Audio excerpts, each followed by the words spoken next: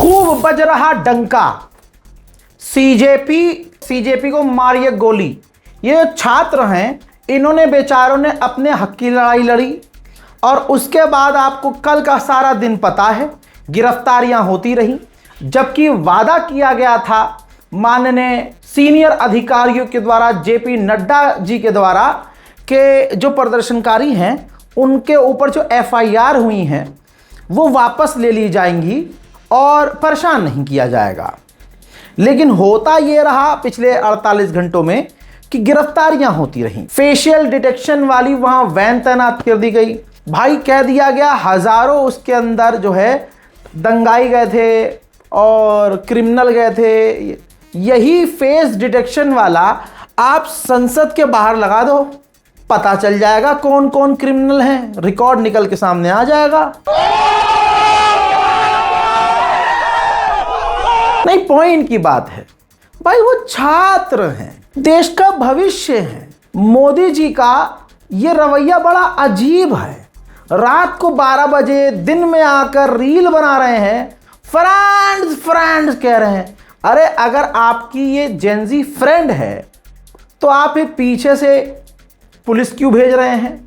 भाई मोदी से ऊपर कोई थोड़ी है। अगर ये जेनजी मोदी जी की दोस्त है तो फिर दोस्त को क्यों फंसवा? ये तो गद्दारी हो गई दोस्ती में। प्रधानमंत्री मोदी को खुद सोचना चाहिए कि अभी जो हालात बने हुए हैं आपके लिए कठिन हैं। जनता, आवाम, जो लोग हैं वो परेशान हैं। आप अगर नरम हो जाएंगे और जेन्युइनली सामने से और पीछे से भी नरम हो जाएंगे इन लोगों के लिए, तो यकीनन आपका फायदा रहेगा। ठीक, ये एक मेरे मन की बात थी। मोदी जी सारी दुनिया को मन की सुनाते हैं, मैंने अपने मन की बात कही। अब आते हैं पॉइंट पर। मैंने तो प्रदर्शन जब हो रहा था, मेरी वीडियो सबूत हैं, जाकर देख लीजिएगा। उम्मीद है शासन प्रशासन देख चुकी है वो वीडियो। मैंने उसमें अपील की थी कि देखिए, जो आप मोदी जी से नाराज हैं, आप अगर सरकार से नाराज हैं तो आप मां बहन की गाली नहीं बक सकते।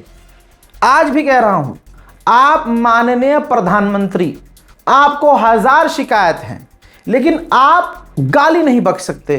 किसी भी मजहब, किसी भी धर्म में हर संस्कारी व्यक्ति के अंदर यह चीज होती है कि आप गाली नहीं बक सकते। आप मां बहन की गाली, मैं कह रहा हूं, किसी को भी नहीं बक सकते आप। अब वो हैं इस देश के प्रधानमंत्री। आप अगर उनकी इज्जत नहीं करते, लेकिन जिस वो पद पर हैं उसकी इज्जत करनी चाहिए थी। लेकिन जनता का, आवाम का इतना गुस्सा था कि वो सिर्फ गाली बक नहीं रहे थे, गालियां पोस्टर्स पर लिख रहे थे। ज्यादा अभद्रता तब हुई जब खूबसूरत प्यारी नाबालिग लड़कियां भी माननीय मोदी जी को गाली बक रही थीं। मैंने वहां भी विरोध किया था, मैंने पोस्टर तक जारी किया था। पोस्टर पर मैंने पॉइंट्स दिए थे कि आपको गाली गलौज नहीं करना है, यानी अभद्रता नहीं करना है, वायलेंस नहीं फैलाना है, हमला नहीं करना है, उल्टे सीधे पोस्टर शो नहीं। लेकिन अवाम मानी नहीं, जेनजी माना नहीं, और फिर वो निशाने पर आए। आप अपनी गालियों को जस्टिफाई जनाब नहीं कर सकते, ठीक है, आप लिमिट में कुछ चीजें बोल सकते थे। मोदी जी और बीजेपी के लोग उससे ऑफेंड नहीं होते हैं, आदत है, विरोध हमेशा होता रहता है। लेकिन आप खुला खुला किसी को माँ बहन की गालियां बक रहे हो, वो तो मुझे डर था, मैंने बताया था एक्शन होगा, वो हुआ, ठीक। लेकिन पूरे देश भर में प्रदर्शन तेज हुआ, बिहार से लेकर, भाई बिहार में तो AK-47 चला दी। मैंने खबर में वो बात नहीं बोली क्योंकि सरकार नजर रख रही है कि कोई सच बोल रहा है, या अगर खबर थोड़ी सी ऊपर नीचे हो गई तो फेक न्यूज का टैग लगाकर उसे गिरफ्तार कर रहे हैं। लेकिन बेगूसराय का मेरा खुद का अपना यार बता रहा है कि भाई यहां गोलियां चली हैं, लेकिन हमें कंफर्मेशन चाहिए थी। डंका ऐसा बजा कि ये देखिए, दुनिया का सबसे टॉप का नंबर 1 रॉयटर्स, उसने डिजिटल मीडिया प्लेटफॉर्म, अखबार, हर जगह वीडियोस दिखा दिए जिसमें बिहार में भाई AK-47 से 4 फायर किए गए, ठीक। इसके अलावा दुनिया भर के बड़े प्लेटफॉर्म, मिडिल ईस्ट का सबसे बड़ा चैनल अल जजीरा इंग्लिश, उसने भी ये बिहार के जो अधिकारी हैं जो AK-47 लेकर आवाम यार बच्चों के ऊपर चढ़ गए, बच्चों पर फायरिंग की, ये वीडियो दिखा दी। अब जाहिर सी बात है इससे मोदी जी का और बजा। प्रधानमंत्री तक अगर मेरी बात पहुंचे, मेरी यही अपील है। देखिए, आपके और हमारे बीच की नाराजगी लड़ाई अलग है, लेकिन आपकी अगर बेइज्जती दुनिया में होगी तो वो हमारे लिए भी अच्छी बात नहीं है, क्योंकि आपसे हमारी लड़ाई अलग, लेकिन आप देश के प्रधानमंत्री हैं। इतनी इज्जत का ख्याल आपको खुद करना चाहिए। अब अगर प्रशासन शासन कुछ गलत कांड करेगी, घूम फिर कर आपके ऊपर ही बात आएगी। अभी अभी आप मानिए मत मानिए झटका तो लगा है, ठीक है, आपको थोड़ा सा झटका लगा है। ऐसे में अगर आप नरम पड़ जाएंगे तो लोग आपसे प्यार करेंगे, छोटा नहीं मानेंगे। लेकिन आपकी पुलिस RAF फौज ज़्यादा सख्ती दिखाएगी तो दुनिया को ये तस्वीर दिखेगी और आपको तानाशाही कहा जाएगा। आप प्यार कमाइए, गुस्सा नहीं कमाइए, गुस्से से चीज़ें और ख़राब होंगी। बहरहाल पूरी दुनिया में डंका बजा सो बजा। शॉकिंग ये था AK-47 चली, जनता घायल हुई, बच्चे घायल हुए, लेकिन सरकार के लोग झूठ बोलते रहे। एग्जाम्पल ये देखिए। बहुत ही दुखद विषय है। कुछ समय पहले LOP आदरणीय राहुल गांधी जी ने जिस प्रकार का ट्वीट किया है, जिस प्रकार का वक्तव्य दिया है, यह कहा है कि पुलिस ने छात्रों पर AK-47 से फायरिंग की है। मुझे लगता है ये न केवल इर्रेस्पॉन्सिबल अपितु एक तरह से ये पाप है। देश में इस प्रकार से हिंसा भड़काने की कोशिश, अराजकता भड़काने की कोशिश LOP राहुल गांधी कर रहे हैं। हालांकि बिहार सरकार ने बहुत बड़ा कदम उठाया। ये मामला जब अंतर्राष्ट्रीय लेवल पर पहुंच गया तो बिहार की सरकार ने तुरंत इस अधिकारी को सस्पेंड कर दिया। हालांकि सिर्फ सस्पेंड नहीं करना चाहिए था गिरफ्तारी करना, पब्लिक के सामने लाना, माफी मंगवाना और कोर्ट में केस चलाना। ये एक देश के नागरिक होते मेरी एक राय है। बहरहाल सरकार जो कर रही है सो कर रही है। इसी के साथ जब मामला बहुत ज्यादा बढ़ गया कि भाई छात्रों को गिरफ्तार किया जा रहा है, तो बिहार सरकार ने एक अच्छा कदम उठाया। बिहार सरकार ने तुरंत नोटिस जारी कर दिया और कह दिया कि जो FIR की गई हैं बिहार सरकार के द्वारा प्रदर्शनकारियों के ऊपर, उनके ऊपर जो FIR की गई है वो विड्रॉ करेगी, खत्म करेगी और आगे कोई छात्रों पर कार्रवाई नहीं होगी। देखिए, अगर सरकार आपसे लिखित में वादा कर रही है ना, तो ज्यादा फड़फड़ाने की जरूरत नहीं है। आप आवाम हैं, जनता हैं, आपको बिल्कुल शांति से बात समझ लेनी चाहिए, क्योंकि जबान से नहीं बोली है, ये बात लिखित में दी है। तो देखिए, नुकसान बहुत हो चुका है, सरकार का भी, जनता का भी और हमारे देश की इज्जत का भी। तो यहां पर हमें बिहार के लोगों को शांत होना चाहिए, समझना चाहिए, वार्तालाप करना चाहिए, बातचीत के जरिए मामले हल करने चाहिए। बड़ी बड़ी जंगों का सॉल्यूशन बातचीत की टेबल से निकलता है, लिहाजा बातचीत का रास्ता कभी बंद नहीं करना चाहिए। CJP का प्रदर्शन कामयाब क्या हुआ?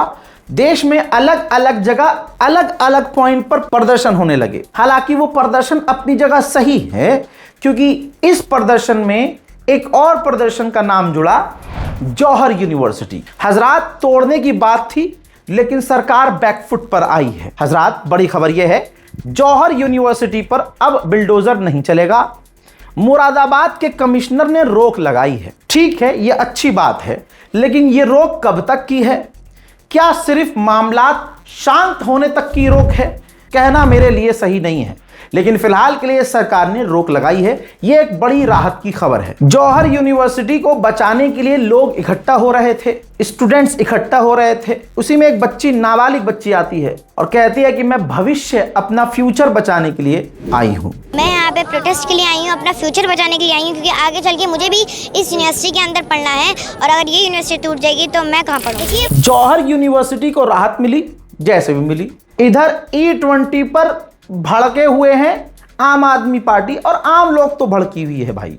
गाड़ियां खराब होंगी, मेहनत की कमाई से गाड़ी ली जाती है, गाड़ियां जो विदेश में 20 लाख की है, यहाँ हमारे यहाँ 40 लाख की है। इतना टैक्स, इतना रोड टैक्स, इतना ये, इतना टोल, इतना ये, इतना कद्दू, इतना प्याज, इतना गोभी, सब सारा, और उसके बाद वो गाड़ी खराब। अब ऐसे में पूर्व सीएम केजरीवाल ने ऐलान किया है कि अब हम एक नया आंदोलन शुरू करने वाले हैं इथेनॉल के खिलाफ। सुनिए। Hello everyone. तो धर्मेंद्र प्रधान का इस्तीफा तो हो गया। मेरी प्रधानमंत्री जी से निवेदन है कि लगे हाथों E20 का समाधान भी कर दीजिए। लोग बहुत ज़्यादा परेशान हैं, सबकी गाड़ियां खराब हो रही हैं, सबकी माइलेज खराब हो गई। प्रधानमंत्री जी लेकिन तभी सुनेंगे जब हम सब मिलके एक आवाज़ में एक साथ आवाज़ उठाएंगे। इस शनिवार को हम लोगों की कोशिश है कि देश भर में जितने लोग E20 से दुखी हैं, जितने लोग E20 के खिलाफ आवाज़ उठा रहे हैं, सब लोगों को एक प्लेटफॉर्म पे लेके आना। इसका नाम रखा है नेशनल टाउन हॉल। 11:30 बजे आप सब लोग नेशनल टाउन हॉल में पार्टिसिपेट करने के लिए आमंत्रित हैं। अगर आप दिल्ली या आसपास रहते हैं तो इथेनॉल के खिलाफ बॉम्बे हाई कोर्ट में याचिका दायर की गई थी, जिस पर माननीय नितिन गडकरी ने जवाब दिया कि देखिए, पेट्रोल में इथेनॉल मिलाने का प्लान मेरा नहीं था, न मेरा इसमें कोई रोल है। भारत सरकार का तेल मंत्रालय, गैस मंत्रालय, ये उनका मुद्दा है।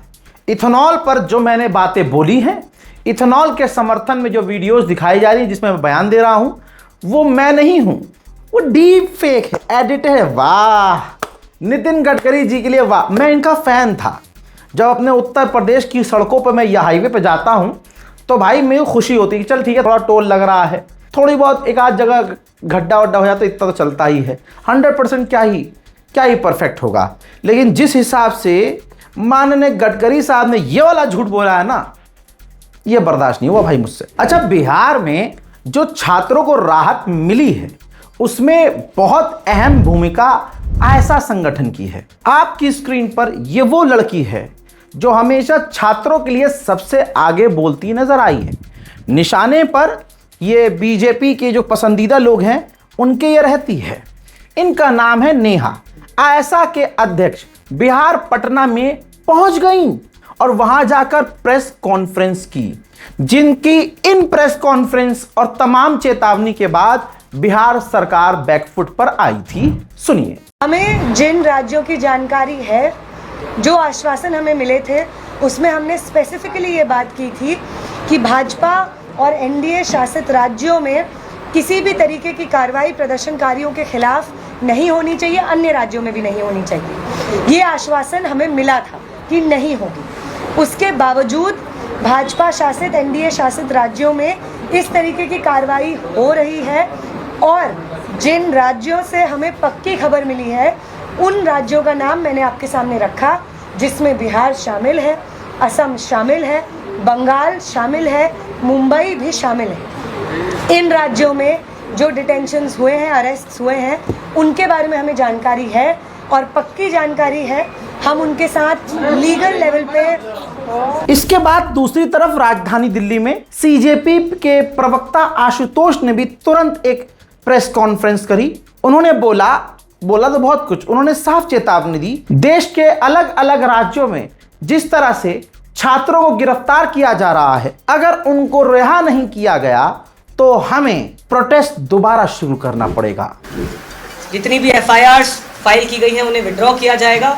किसी भी प्रोटेस्टर या ऑर्गेनाइजर को परेशान नहीं किया जाएगा, डिटेन नहीं किया जाएगा, अरेस्ट नहीं किया जाएगा और फ्यूचर में किसी भी प्रोटेस्टर या ऑर्गेनाइजर पर कोई केस नहीं होगा। अगर कल तक ये रिटर्न सरकार की तरफ से नहीं आता है और जितने भी अलग अलग राज्यों में छात्रों को, युवाओं को, प्रोटेस्टर्स को अरेस्ट किया गया है या डिटेन किया गया है, उन्हें रिलीज़ नहीं किया जाता है, तो कॉकरोच जनता पार्टी फिर से। यही वजह थी जिसके बाद बिहार सरकार बैकफुट पर आई। उम्मीद है कि मामला ठंडा होने तक का इंतजार का ये ड्रामा नहीं करेगी सरकार। बिहार सरकार और देश भर के जितने राज्य हैं, सभी के सभी राज्यों की पुलिस छात्रों पर कोई भी एफआईआर ना करे। मामला इसलिए बढ़ गया था क्योंकि ये देखिए, बिहार में छात्रों को उनके घर से गिरफ्तार किया जा रहा था, ढूंढ ढूंढ कर पकड़ा जा रहा था।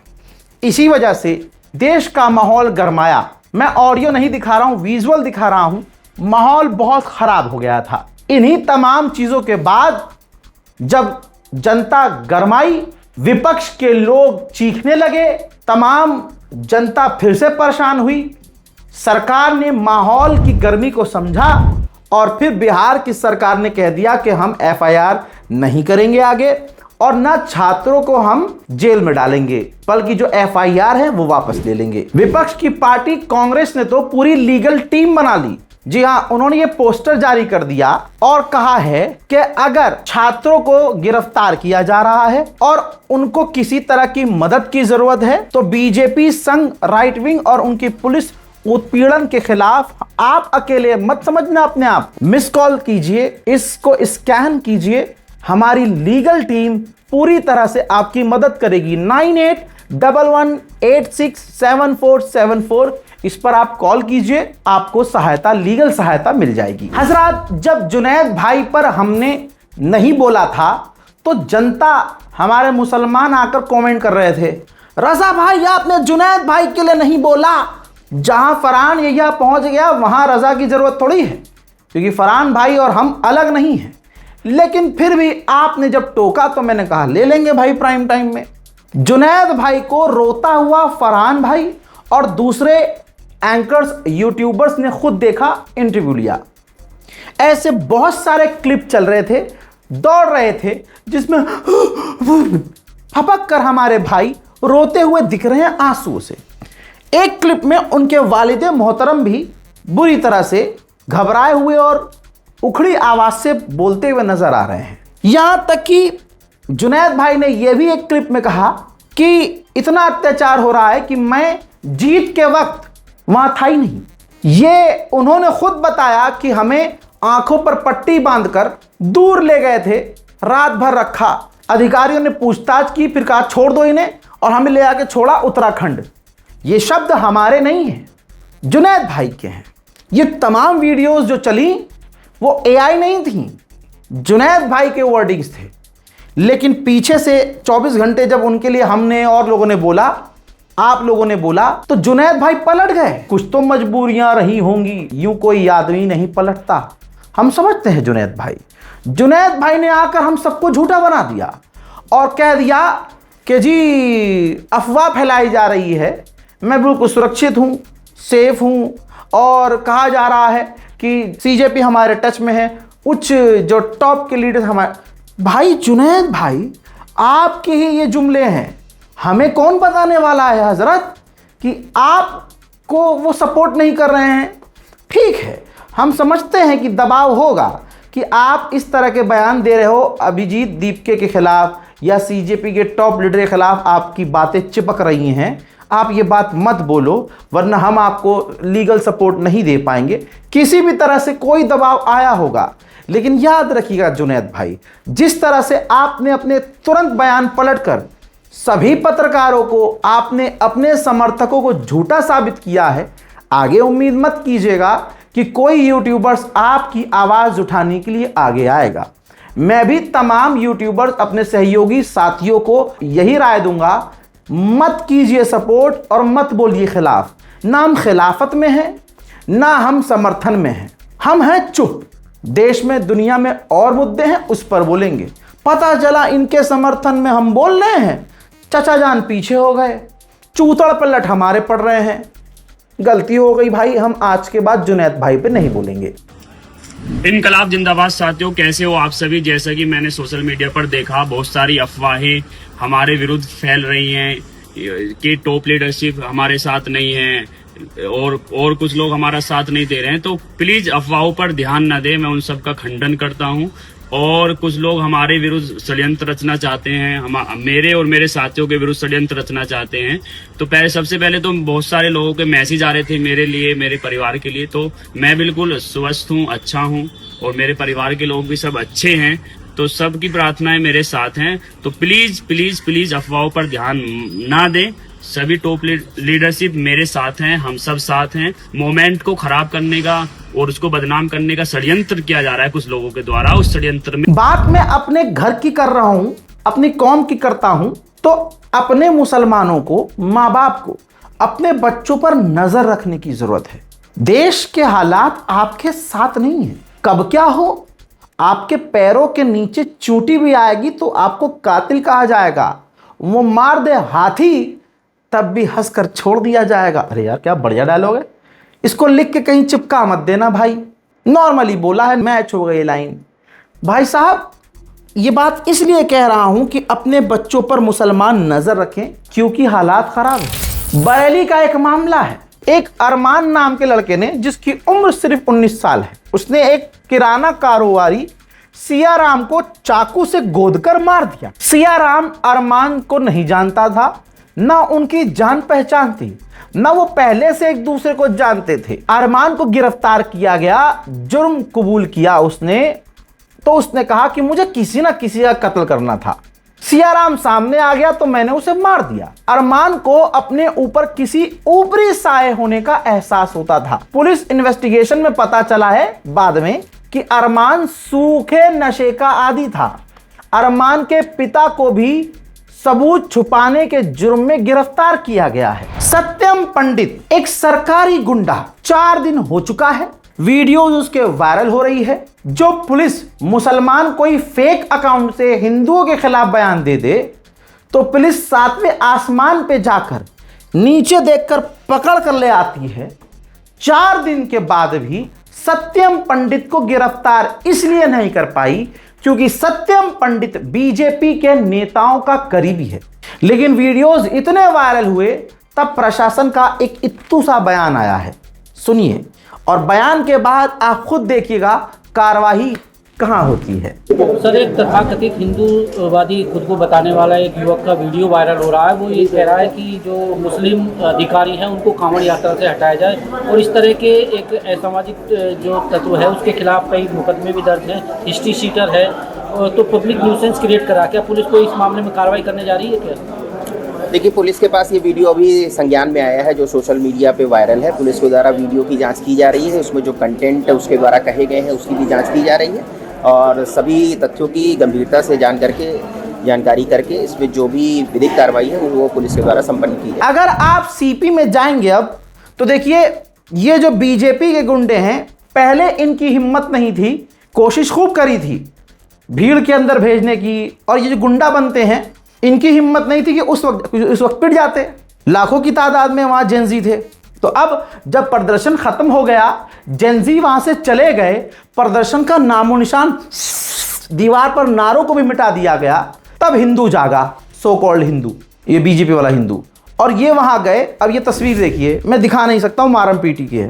वहां रैंडम जो कम उम्र के युवा हैं या छात्र दिख रहे हैं, सो कॉल्ड सनातनी, उन्हें पीट रहे हैं।